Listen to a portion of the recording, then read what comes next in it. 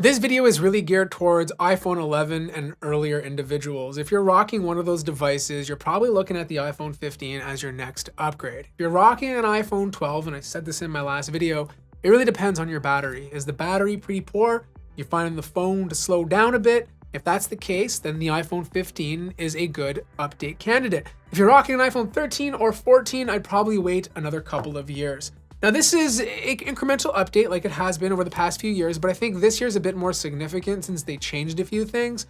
But, at the same time, it's your same iPhone, Last year's iPhone 14 colors were very bright and bold, like you have this very bright red. This year on the iPhone 15 and 15 Plus, the colors are a bit more muted. Now, this really comes down to your personal preference. I like this. It looks minimalistic. It looks super clean. But others might feel like they like last year's colors better. The benefit of using this type of color is that they could frost the back glass, which means you don't see fingerprints. I've been touching all these devices on the back equally. And as you can see here, the fingerprints on last year's iPhone 14 are much more substantial. Right off the bat, when you pick up an iPhone 14 and a 15 in your hand, you'll notice how it feels. On the 14, the edges were a bit squared off. They were slightly sharper. Not as sharp as the 14 Pro or Pro Max, but it felt like a boxier phone. This year's iPhone 15, they rounded them off. Like, it just feels super comfortable to hold. This is good news for those of you out there who plan to rock their phone without a case. It's just gonna be a little bit nicer in terms of how it feels. Now, it could be my mind playing tricks on me, but it does feel like the buttons on the new iPhone 15 are a bit clickier. Maybe it's because the edges are a bit rougher compared to the smoother ones on last year's model, but they definitely feel nicer to click. There is a difference in weight. It's ever so slightly lighter, like a gram. You're not going to feel it like you would with the Pro Max and the Pro Max 14 from last year, but yes, it's technically lighter overall. But it's the same storage options starting at 128 gigabytes, and you have the same size screen at 6.12 inches. But the big deal this year is that you have a completely different looking notch. They are incorporating the dynamic island from last year's iPhone 14 Pro, and they've placed it on the iPhone 15. Now, quite frankly, it's not a must-have feature, but I do think it's clever because it takes something that doesn't look the best and actually gives it a use case. And more manufacturers are adding capabilities to it. Like if you use Uber or if you use DoorDash, it will use the dynamic notch to play some of its activity, which is kind of handy because, you could be looking at something else and then you stare up at your dynamic island and then you'll see, some information that could be important to you. The camera on the front is still 12 megapixels. I don't think much has changed there, but you guys watch this video and let me know if you see any differences. So right now you're looking at the front-facing cameras of the iPhone 14 and the iPhone 15. They should be pretty much identical, but you guys let me know how the microphones sound and if you notice any visual differences. But what is different is the port on the bottom of the phone. I know you guys know already that this is now rocking USB-C.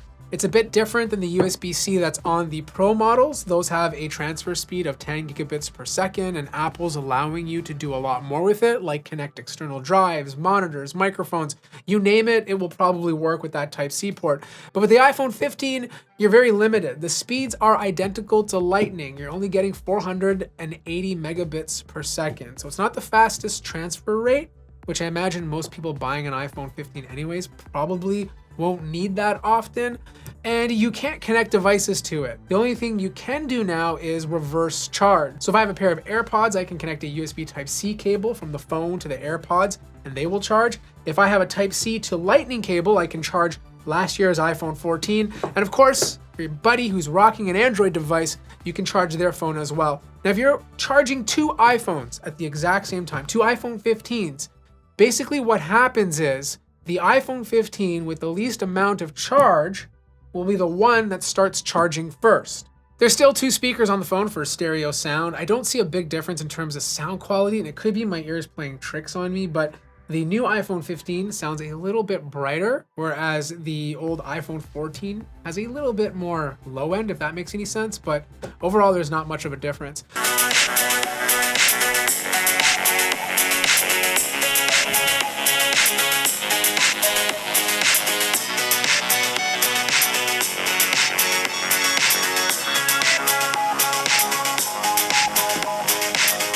The display is interesting because you still have that OLED panel. And yes, I know it's 60 hertz still. And look, we can take this in two ways.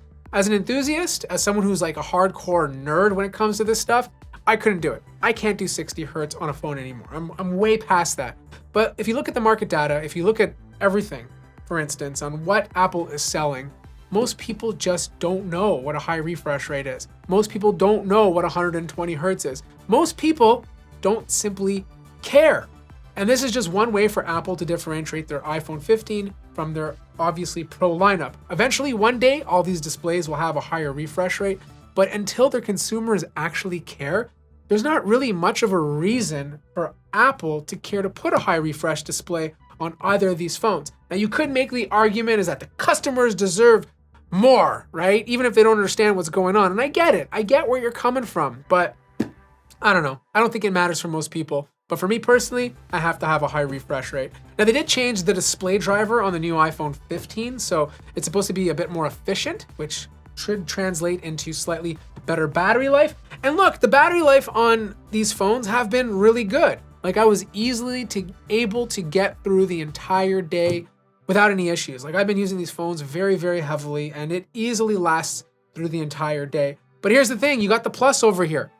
So if you want like insane battery life, go for the Plus instead, because you get the bigger display and the bigger battery, but everything else remains equal. So that's the only benefit for going for the Plus. It's just bigger display, bigger battery, but you do have to spend another $100. Now, the iPhone 15 does not get the new action button that's specifically reserved for the Pro models, but my guess is maybe next year it will trickle down to the iPhone 16.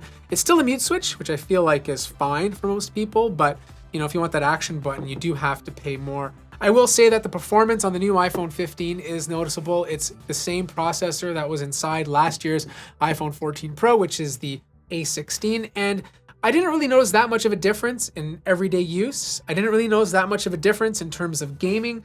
But the one area where I did notice a difference was actual photography. Like, if you are taking photos at night or anything that requires heavy processing, the A16 made a difference. Like, I didn't have to wait as long for the picture to be taken, which I found very weird on the iPhone 14, where it just took a little bit longer. But look, regardless of whether you go for 15 or 14, these processors are still at the top of their game. Like, they're still so fast, you know? Like, the A15 that's inside the 14 model may not be the fastest chip this year in terms of what Android offers, but it's right up there. And this A16 is still faster than anything that, you know, Qualcomm or MediaTek has released. So I feel like these phones are doing such a good job of future-proofing themselves in terms of actual performance. Now, the camera situation is very interesting because it is using a 48 megapixel camera, which is the same size as the iPhone 14 Pro last year. But I don't think it's the same 48 megapixel hardware. Because I was looking at the aperture, and this new one is using f1.7, whereas last year's model was f1.8. Either way, I'm not seeing a big difference between this new iPhone 15 and iPhone 14 in terms of overall quality. Like, don't get me wrong, it's now taking photos at 24 megapixels instead of 12, which means when I zoom in a little bit, it seems to be a slightly bit sharper. You just get a cleaner picture overall, and sometimes it will produce a bit more contrast. But don't get me wrong, like, there are times where this iPhone 14 has slightly more dynamic range, but the differences are nothing major. Like, I feel like if you were to use the same camera from last year and had it in the same phone, you probably wouldn't be that upset because they produce such similar results. The good news though is that when you are taking photos with the iPhone 15, they take it faster. Like, any sort of major processing happens faster on this phone because the A7 or A16 rather is a faster chip overall. And when you're talking nighttime photography, the same things translate over to there. Sometimes it actually get a bit more dynamic range with the iPhone 14, but I found those shots were taken faster with the iPhone 15, and obviously things tended to be a bit sharper because there was more information to work with. Now, if you're planning on buying an iPhone 15, you're gonna like the new portrait effect. It allows you to take a regular photo, then turn it into a portrait later, which is kind of great because sometimes I'll take a photo and I'm like, oh man, you know, I kind of wish I blurred out the background, but you can do that in post. All you gotta do is go into your photos, choose one. So this is one of me and my son, hit portrait on the bottom left, and then I can change the depth of the background and automatically blurs me and everything behind my son and puts him directly in focus. Now you can do this with portrait as well. So let's say you took a portrait shot, for example, and you wanted to unblur the background. All you have to do is basically go back into that photo, hit edit again, and since this is a portrait shot already, you can go ahead and adjust the depth to bring the background into the foreground so you can see everything instead. Now the cool thing about the 15 Pro and the 15 Pro Max, those allow you to properly blur the foreground and open up the background. So you have a little bit more of control. Now, unfortunately, you don't get ProRes or ProRes RAW with the iPhone 15, but I feel like most users buying this phone probably don't care about that. But you can shoot 4K 60. I did shoot a couple of 4K 30 films.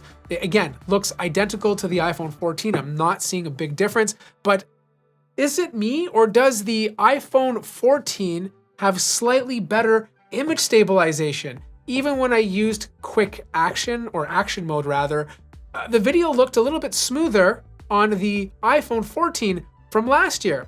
Now the big update with this new 48 megapixel sensor is that you get a lot less lens flare. And one of the comments I heard in my previous video was that some of you actually liked it because it added some creativity to the video you were taking. And depending on what you're doing, it absolutely can. But if you look at this video here, you can see that the lens flare on the iPhone 14 is completely obstructing what you can see in the video.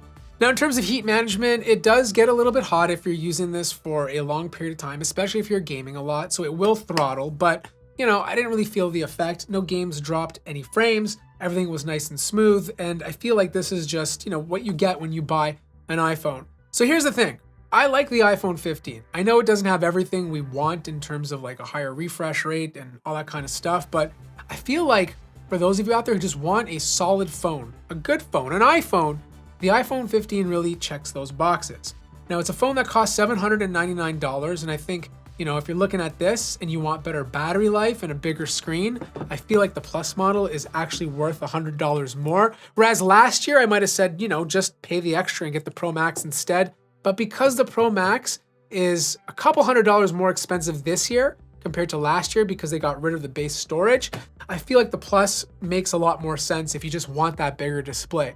Again, not an upgrade if you have a 13 or 14. This is a fantastic upgrade if you're coming from an iPhone 11 and earlier. If you're rocking the 12, if you're happy with your experience right now and your battery seems to be okay, maybe wait another year.